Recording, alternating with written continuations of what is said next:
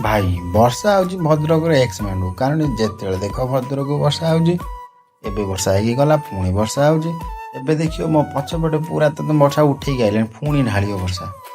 ହାଏ ସମସ୍ତଙ୍କୁ ମୋର ଜୟ ଜଗନ୍ନାଥ। ମୁଁ ବୁବୁ ସ୍ୱାଗତ କରୁଛି ଆଉ ଗୋଟେ ମିନି ବ୍ଲଗ୍।